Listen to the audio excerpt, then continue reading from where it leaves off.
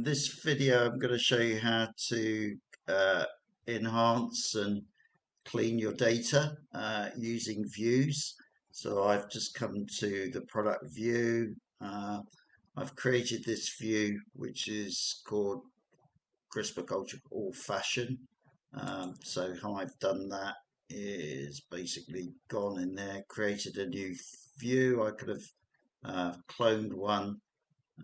But effectively this little button here, I've got all of the field names and related field objects here within my list, and I can just sort of move things over. So I want these in there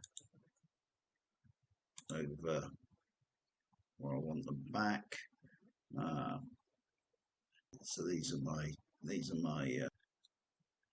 my products that I was working with, and then basically I've got some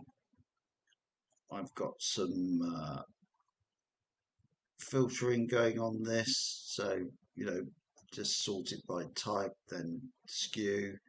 I only want these product categories to show, and then I can start working with this. Selecting that view just brings this up. I've got some controls here, so if I don't want to see certain fields, I can just switch them off to work. But the whole point about this is I'm really just looking at the data that I'm working with. I can see I've got some holes here, so I could be sorting on some fields, and I might just be wanting to work on a couple of them to do editing or whatever. I can move the columns around by just dragging. But the first point is, I've got these two products and I just want to change or select patterns. So I can use the inline edit. So just by double clicking into the line, I can change the data. So I've got it sitting there, and basically that's now, I'll just sort that one. That has gone to camouflage. I'm going to do the same there. So this is just showing you the inline edit facility, so that you can actually start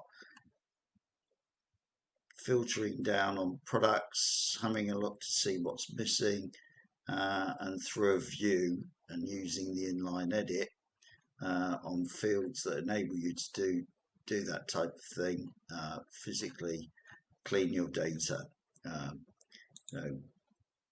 if you want to reset the way in which it started, just press the reset button there, and you can do some further filtering here. But that just shows you the first method for inline edit, using the inline edit facility. Next one I'm going to show you is how to do the same for a series of records using mass update, the mass update function.